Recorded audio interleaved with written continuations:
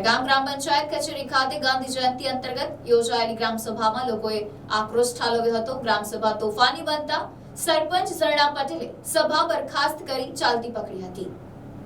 ખેરગામ ગ્રામ પંચાયત કચેરીના સભાખંડમાં 2 ઓક્ટોબરના રોજ ગાંધી જયંતિ અંતર્ગત સવારે 11 વાગે સરપંચ ઝરણા પટેલના અધ્યક્ષ સ્થાને ગ્રામ સભા બોલાવવામાં આવી હતી, જેમાં કાર્યસૂચિગત સભાની કાર્યવાહી નોંધને બહાલી આપવા બાબત સ્વચ્છતા ही सेवा कार्यक्रम अंतर्गत चर्चा करवा, डोर टू डोर धन कचराનું કલેક્શન, વર્તમાન પાણીના સ્ત્રોત જેવા કે બોર, કુવા, તળાવ, નદીની જાળવણી અને સ્વચ્છતા, મનરેગા યોજના અંતર્ગત ચર્ચા, એસબીએમ યોજનાને લગતા કામોની ચર્ચા અને પ્રધાનમંત્રી આવાસ યોજનાને લગતી ચર્ચા કરવાનું આયોજન કરવામાં આવ્યું હતું। આ પ્રસંગે મોટી સંખ્યામાં ગ્રામજનો ઉપસ્થિત રહ્યા હતા। અગાઉ જે વાતની દહેશત હતી એ ડમ્પિંગ સાઇટનો મુદ્દો આ સભામાં પણ ઉઠ્યો હતો। ગાંધી જયંતિ અંતર્ગત સ્વચ્છતા અભિયાન માટે બેઠક યોજાઈ હોય એટલે સ્વચ્છતાની વાત થાય એ પણ સ્વાભાવિક હતું। લાગ જોઈને બેઠેલા લોકોએ એક બાદ એક પ્રશ્નોનો મારો ચલાવતા ગ્રામ સભા તોફાન બની હતી। વોર્ડ નંબર 11 અને 12 ના લોકોએ આક્રોશ સાથે જણાવ્યું હતું કે ખેરગામના બજાર વિસ્તારનો કચરો અમારા વિસ્તારમાં નાખવામાં આવે છે।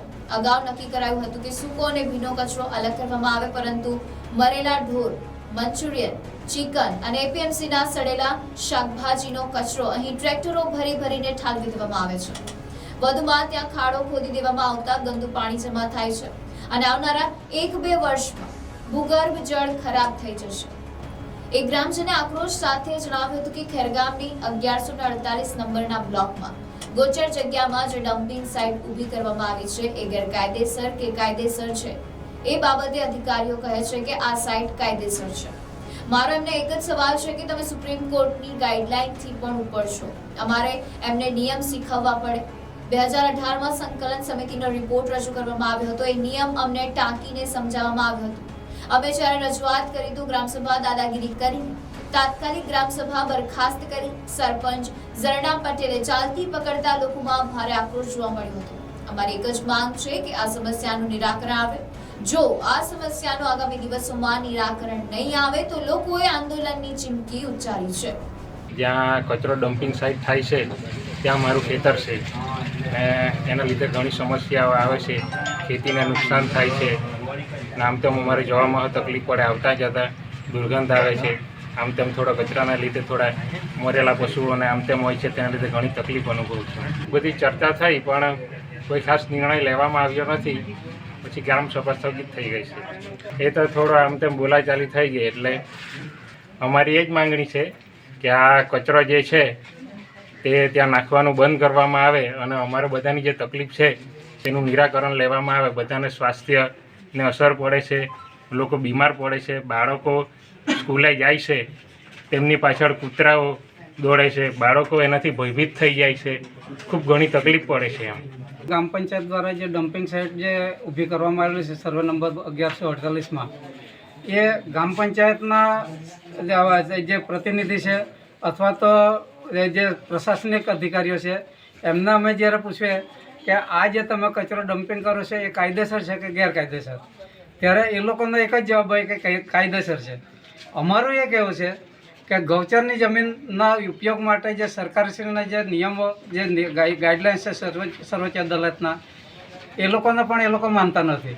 અને જે તે વખતના 2018માં જે સંકલન સમિતિના જે રિપોર્ટ જેણે રજૂ કરેલો એ નામ નથી લેતો, પણ જે ધારાસભ્યશ્રી, પ્રાંત અધિકારી, મામલતદારશ્રી, ટીડીઓ, તલાટી, એમના ગૌચરની જમીનના નિયમો અમારે શીખવવાના કે જે ડમ્પિંગ સાઇટના જે નિયમો, જે સ્વચ્છ ભારત મિશનના જે નિયમો જે છે કે જે સોલિડ વેસ્ટ મેનેજમેન્ટના જે નિયમો છે સરકારશ્રીના, એ અમારે એ લોકોને શીખવવા પડે કે એ લોકો જે સર્વોચ્ચ અદાલત કે સરકારી નિયમો કે સરકારી જે કાયદા કાનૂન બનાવેલા છે એનાથી પર ઉપર જઈને એમ કહે છે કે અમે જે કચરો ડમ્પિંગ કરીએ છીએ એ કાયદેસર છે। કેમ કે અમને સંકલન સમિતિએ આ ઓર્ડર આપેલો છે કે આ કચરો ત્યાં જ ડમ્પિંગ કરવો।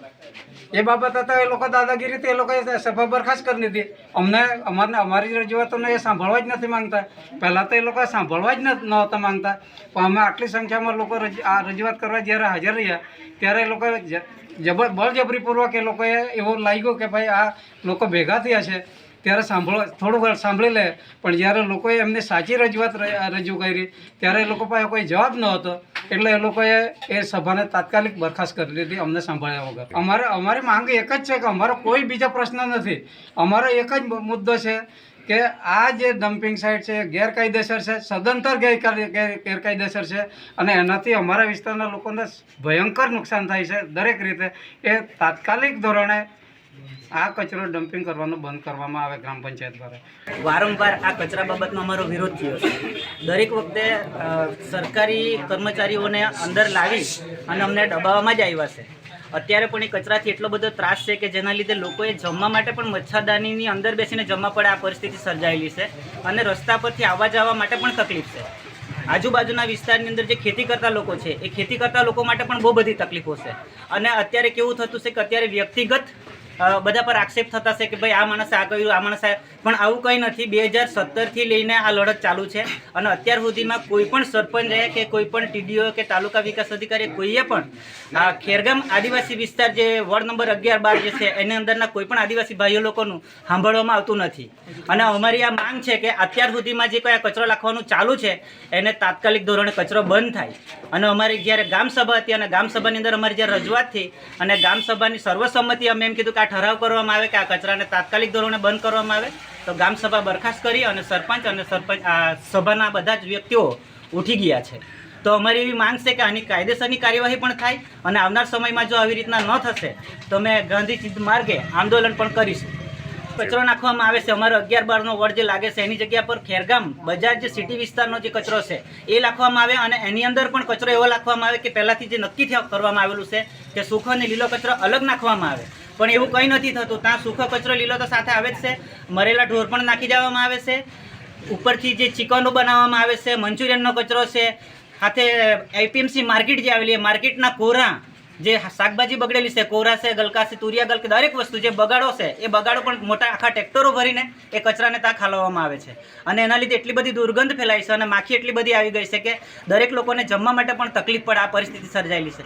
અને ત્યાં જે ખાડો ખોદવામાં આવેલો છે એ ખાડાની અંદર એટલું ગંદુ પાણી થયું છે કે આવનાર સમયમાં, આવનાર 1 થી 2 વર્ષની અંદર એ બધાના પાણીના સ્ત્રોતોની અંદર પાણી જશે અને પાણી પણ બગડશે. તો અમારી ઈચ્છા એવી છે કે અમારા દરેક લોકોની એવી માંગ છે કે આ કચરો તાત્કાલિક ધોરણે બંધ કરવામાં આવે. આ જ અમારી માંગ છે બધાની. આજની જે ખાસ ગ્રામ સભાની જે આયોજન હતું એ સરકાર તરફથી જે અમને 2 ઓક્ટોબરે જે ગાંધી જયંતિના દિવસે જે આપવામાં આવેલ હતી એમાં 7 મુદ્દાઓની જે ચર્ચા કરવાની હતી એ ચર્ચાઓ અમે આજે કરી. જે સ્વચ્છતા ही સેવા કાર્યક્રમની જે ચર્ચા કરવાની હતી, એવી જ રીતે ડોર ટુ ડોર કલેક્શનની વાત હતી કે મનરેગા યોજનાની વાતો હતી કે પાણીના સ્ત્રોતો કેવી રીતે ઉપર લાવી શકે એ, અને જે શૌચાલય ગામ પંચાયત કેવી રીતે પ્રોવાઈડ કરી શકે તેના માટે પ્રધાનમંત્રી આવાસ યોજના માટે એ બધી ચર્ચાઓ આપણે ગ્રામ સભાની અંદર આજે ચર્ચા કરી. શું કહેશો બાબતે? એના માટે હું ગઈકાલે ગ્રામસભા, આજે ગ્રામસભા હતી પણ ગઈકાલે એ લોકોએ એક અરજી આપવામાં આવી કે ગ્રામસભાની અંદર અમારો મુદ્દો તમે એજન્ડામાં જોઈન્ટ કરો, પણ એ મુદ્દો અમે લઈ શકીએ નથી કારણ કે સરકાર તરફથી જેટલા મુદ્દાઓ અમને મળેલા એ જ અમે એજન્ડા પ્રમાણે અમે ચાલ્યા, અને જે મુદ્દો એ લોકોએ રજૂઆત કરી એમની સાથે એ ડિટેલમાં અમે ચર્ચા કરી છે, અને એમની જે કચરાના માટેની જે વિગતો છે એનું પ્રકરણ પણ અત્યારે હાલ તબક્કે ચાલુ. ગ્રામસભા એટલા માટે ઉગ્ર બની કે અહીં ઉપસ્થિત વોર્ડ નંબર 11 અને 12ના રહેવાસીઓ 200થી પણ વધારે માણસો અહીં આવ્યા હતા, અને એમાં જે કચરાનું પ્રકરણ ચાલે છે કે ડમ્પિંગ સાઇટ આપણે ગૌચરની છે તો તેમાં કચરો નાખવો નહીં એ માટે એ લોકો ઠરાવ કરવા માટે કહેતા હતા, પણ એ શક્ય ન બનતા અને અહીં ઉગ્ર વાતાવરણ થયું. Report NTC news, Navsari.